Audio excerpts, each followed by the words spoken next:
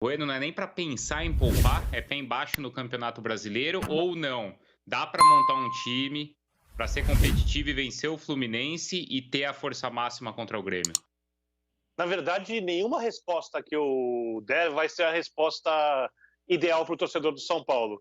Porque se a gente for olhar o Flamengo descansado, jogando só um campeonato, com o elenco mais forte que do São Paulo e apenas 2 pontos atrás, eu não acho que a chance do São Paulo ser campeão brasileiro é maior que a do Flamengo. A única vantagem que o São Paulo tem em relação ao Flamengo é que o São Paulo é um time mais bem treinado que o rubro-negro.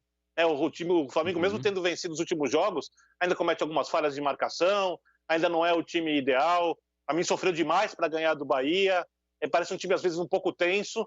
Porém, eu não acho que a chance do São Paulo ser campeão, repito, é maior que a do Flamengo. E na Copa do Brasil, eu acho que a chance do Grêmio classificar por conta do resultado é um pouco maior que a do São Paulo. Mas eu também não acho que o São Paulo está eliminado da Copa do Brasil. Acho que qualquer resultado é normal no Morumbi.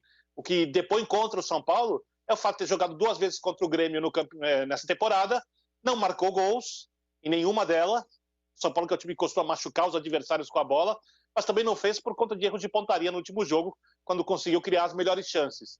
Então, se o Diniz poupar contra o Grêmio, provavelmente, se for eliminado e perder a Copa do Brasil, o mundo desaba sobre o treinador, que vive na Berlinda, Uhum. mesmo fazendo um belo trabalho à frente do São Paulo. E se ele não poupar e for eliminado, talvez alguém, caso se machuque, culpe o Fernando Diniz por conta de não ter poupado. Ou seja, a resposta boa, positiva, né, os números da Mega Sena da virada, não existem para a torcida do São Paulo. Eu, no lugar do Diniz, e aí para não ficar em cima do muro, eu perguntaria para o departamento médico, para o pessoal da fisiologia, da fisioterapia, quem pode jogar, e aí eles determinam. Se alguém estiver correndo risco, não joga. Se todos estiverem inteiros, todos jogam contra o Fluminense, até porque o São Paulo tem feito isso direto, só não fez contra o Fortaleza, já está correndo risco o tempo inteiro, um a mais, um a menos. No final das contas, seria uma mudança de estratégia que até agora tem sido positiva para o São Paulo nas competições nacionais. Ô, Bira, agora é o seguinte, é pé embaixo agora, porque depois dá uma aliviada também, não dá na sequência? Então, dá. Isso que a gente não pode ignorar. O São Paulo joga agora Hum. com o Fluminense, depois vai jogar no meio de semana contra o Grêmio. Depois já vai ficar uma semana até enfrentar o Red Bull Bragantino, que vai ser no outro meio de semana. Vai folgar um fim de semana o São Paulo. Depois de pegar o Red Bull Bragantino no meio de semana, pega o Santos no fim de semana e depois de novo tem uma semana de folga para enfrentar o Atlético Paranaense. Isso já é no dia 16 de janeiro. Então, o São Paulo vai ter, entre agora e a primeira quinzena de janeiro, 2 semanas cheias, não só para Uhum. trabalhar, mas também para poupar o time, descansar, recuperar quem está no sacrifício. Então, o São Paulo já vai ter esse momento. Eu acho que a única coisa que justifica o São Paulo não colocar alguém do time titular nesse jogo, claro, além de suspensão, óbvio, né, no caso do Reinaldo, daí eu entendo. Acho que daí eu entendo. De resto, tem que ir com força máxima. Vou até lembrar um caso do Santos de 2015, que não brigava por título brasileiro, brigava por vaga na Libertadores. O time muito bom do Uhum. Santos. Ele estava brigando por vaga na Libertadores, em condição muito boa de pegar essa vaga, a quarta vaga do campeonato, e brigando pelo título da Copa do Brasil. No final das contas, o Santos meio que vai largando mão do Campeonato Brasileiro, porque a Copa do Brasil, além de dar a mesma vaga na Libertadores, te daria um título.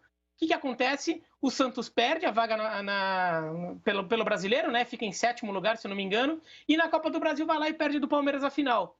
Entendeu? Então, assim, se você larga um, você pode ficar sem nenhum. Você tem que jogar com os dois para Sim, ganhar. O São Paulo não pode se dar esse luxo tá. de ficar E se escolhendo você. competição. Não, mas eu quero saber o seguinte: acho que todos os comentaristas concordam no seguinte: para o São Paulo virar o jogo contra o Grêmio, ele tem que ser um São Paulo 100%, certo?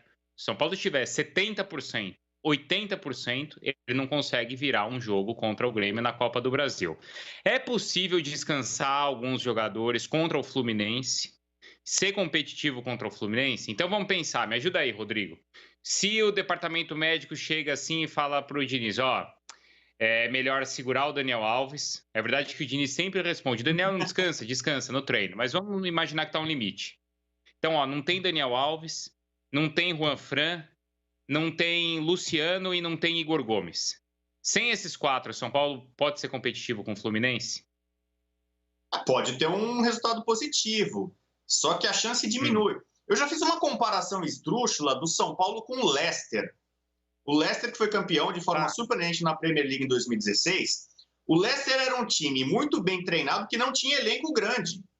Né? O Ranieri, ele aproveitava 12, 13 jogadores, 14 no máximo, eram sempre os mesmos reservas, as mesmas substituições, era um time na conta do chá. Como aquele Leicester não jogava competição continental, ele focou na Premier League, se dedicou, tinha um sistema de defesa forte, jogadores que se encaixavam e tal. O São Paulo é mais ou menos, claro que o São Paulo é muito maior que o Leicester, não estou falando da história, tamanho do clube, projeção e tudo mais, mas como um time que não era apontado do início como um dos favoritos, que reconhecidamente não é um dos que tem melhor elenco, esse time precisa jogar de forma repetida. E o sucesso do São Paulo no campeonato é por conta disso. Ele jogou praticamente, o Diniz, com os mesmos jogadores. As substituições são muito parecidas, a fórmula, a repetição que deu certo, que fez esse time do São Paulo ficar forte, ter uma liga.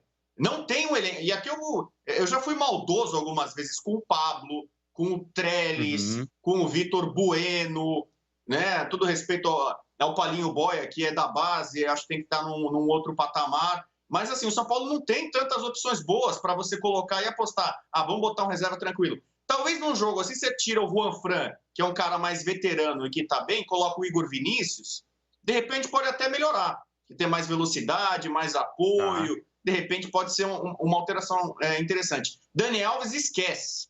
Saiu de novo agora a lista, os jogadores que mais atuam no mundo. O Messi, acho que é o terceiro colocado, o maior é o Maguire, zagueiro do Manchester United. O Messi é fominha. O Messi não gosta de jogar, de ficar fora. Se possível, ele quer estar em todo lugar do campo. Não, calma, corre menos, Dani Alves. Não, pega o mapa de calor, ele vai correr muito. Então, o São Paulo tem alguns jogadores que estão com muito apetite. É o caso do Luciano. Né? Você vê o Luciano vibrando do jogo que ele ficou fora, comemorando contra o Galo e se recupera rapidamente para jogar contra o Grêmio. Acho que ele não quer ficar fora. Né? Então, eu imagino que o grupo que sustentou o Diniz, o São Paulo atual é um caso talvez de exceção. A gente vê muito no futebol brasileiro técnico e grupo derrubar, jogador e grupo derrubar o técnico. No caso do São Paulo é o contrário. Esse grupo de jogadores que sustentou o técnico. Para mim não foi nem o Raí, não foi nem o Leco, não. Então esses caras estão fechados. A hashtag fechado com o Diniz, antes do São Paulino da torcida abraçar isso, quando o Rogério Ceni virou técnico do Flamengo. Então, acho que não tem muito mistério. E se mudar agora, é mudar o que deu certo. Porque o São Paulo passou pelo Fortaleza, passou pelo Flamengo na Copa do Brasil, né? E não eram classificações tranquilas. Mesmo o São Paulo empatando fora do Fortaleza e ganhando por um gol do Flamengo, o risco de eliminação no Morumbi era considerável. E mesmo assim foi levando o brasileiro quarta domingo, meses seguidos com jogos em cima de jogos e sem poupar. Então, eu acho que seria incoerência agora o São Paulo tirar o pé. E tem mais, eu já fiz aqui a minha projeção, meu simulado até o final do Brasileiro. São Paulo não pode perder ponto. Essa vantagem sobre o Flamengo, ela é muito ilusória. Não só porque o Flamengo tem um jogo a menos. Porque, para mim, se você pega a pontuação, os jogos, aqui até o final, a tabela do Flamengo é melhor que a do São Paulo. Então, o São Paulo não tem muita margem para chegar e, não, vamos empatar com o Fluminense e tal, porque aí ele vai ser atropelado. Lembrando que tem São Paulo e Flamengo na última rodada do confronto direto. Para o São Paulo seria ideal chegar campeão na penúltima rodada para não decidir com o Flamengo na rodada derradeira.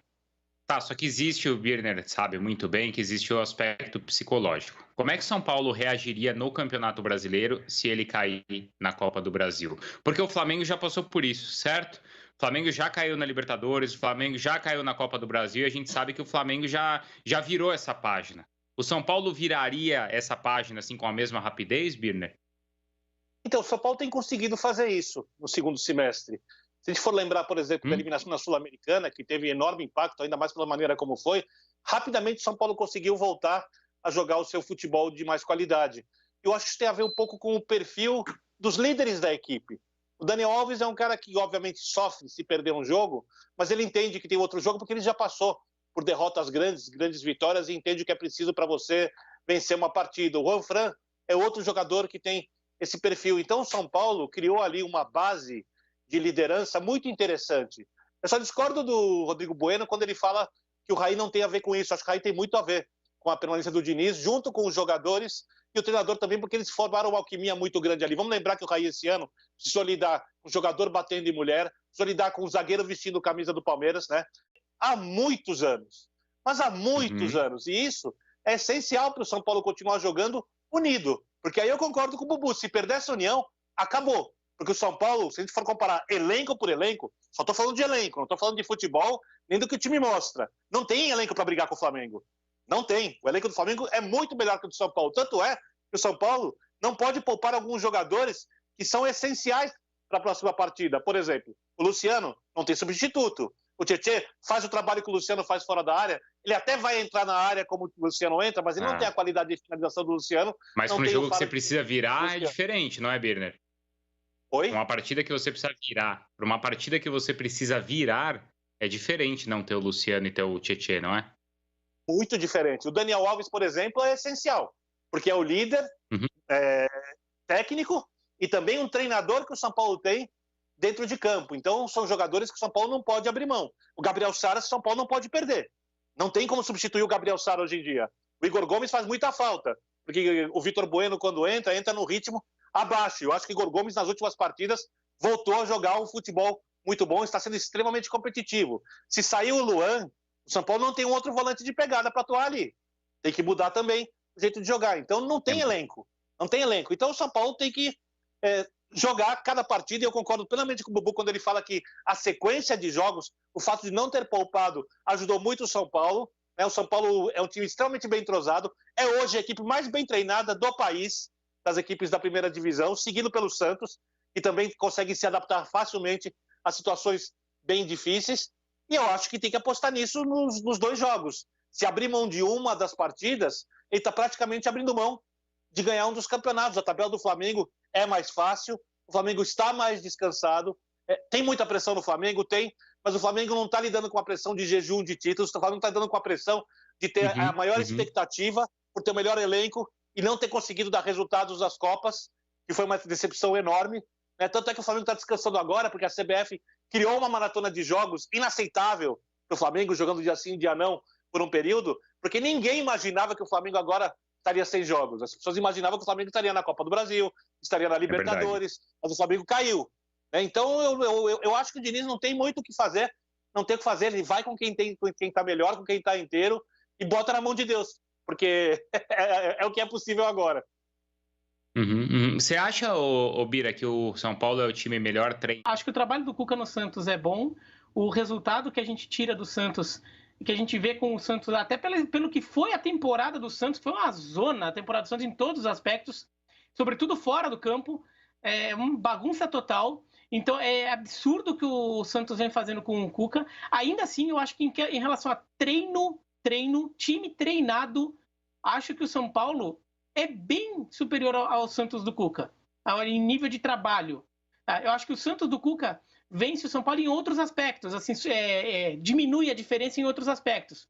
Acho que o trabalho do Cuca é muito bom do ponto de vista psicológico, mental, de aproveitar jogadores desacreditados. Nisso, eu acho que o trabalho do Cuca é até superior ao do São Paulo, que também tem essa característica. Agora, time treinado mesmo, acho que o time do São Paulo é o mais bem treinado do Brasil, sim, com alguma vantagem.